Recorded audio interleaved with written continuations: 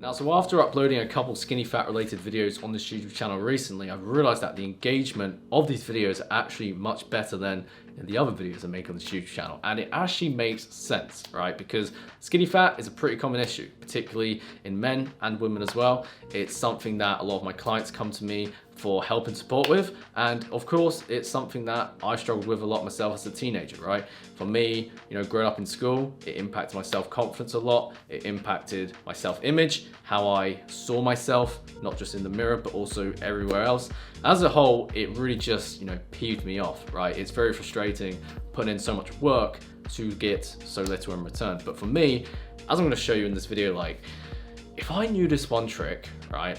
If I knew this one simple concept, right, to fix skinny fat for good, I would have saved myself months of frustration and trial and error. So I'm gonna solve that for you so you don't have to go through that same pain like I did, right? So obviously, what I teach my clients, right, what I'm gonna show you now is obviously we wanna split our body recomposition, our skinny fat kind of phase, I guess you could say, into two phases, right? So one is simply a lean gaining phase, and then one is a cutting phase, right?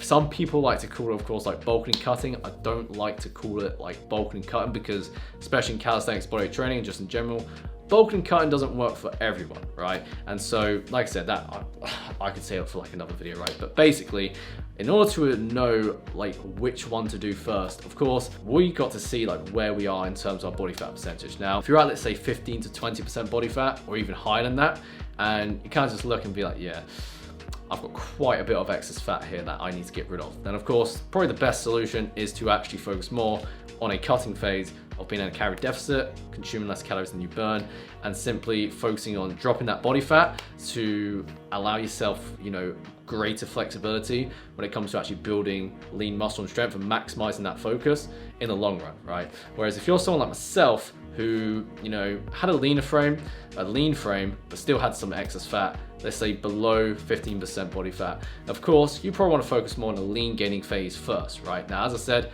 this does not necessarily mean you have to be in a calorie surplus. What I teach clients is basically listen to your appetite, right? We put ourselves in a training environment that really encourages us to grow. And so as a result, your body's going to respond to that by actually demanding more food, by being more hungry in the day. So that's where simply you adapt your calories to your hunger. And as a result, you'll be eating at least sufficient calories to grow, whether it was maintenance or around a surplus amount of calories. Again, the best way for me, what I found with myself and clients, is eating, based on what your appetite feels best, so you actually feel best in your body. Again, there's many ways to skin a cat, you know what I'm saying? And so with the nutrition side of things being pretty simple, of course, we've got to understand whether you're in a cutting phase or a lean gaining phase, like the same concepts apply of, in order to build bigger and stronger muscles, you've got to apply progressive overload. It's like, just because you're, eating less and trying to burn fat doesn't mean that you need to do higher reps in order to burn more calories. Same principles apply. You've got to train heavy, you've got to train hard, as progressive overload requires resistance to grow, right? So again, the same principles of that, you've got to get outside your comfort zone in your training to actually see the results you want. Because as I said in my most recent skinny fat video, right, of course, with skinny fat, the problem is not so much fat in isolation.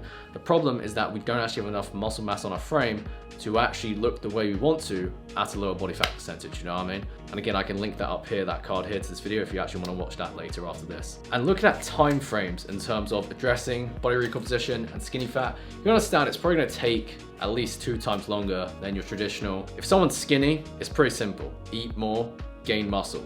Pretty simple like that. Focus on building strength and muscle. Whereas if someone's overweight, that's pretty simple for them to lose weight and eat less and move more, right? Whereas obviously if we're in a skinny fat position where, of course, we want to build muscle and lose fat at the same time, of course, we got to have 2 phases. Instead of one phase, right, like gaining weight or losing weight, we have 2 different phases of prioritizing strength and muscle growth, and also a phase where we focus on losing fat, right? So as a good rule of thumb, if let's say you go with a cutting phase first, of course, I'd recommend cutting down to a lower body fat percentage of somewhere around 10%.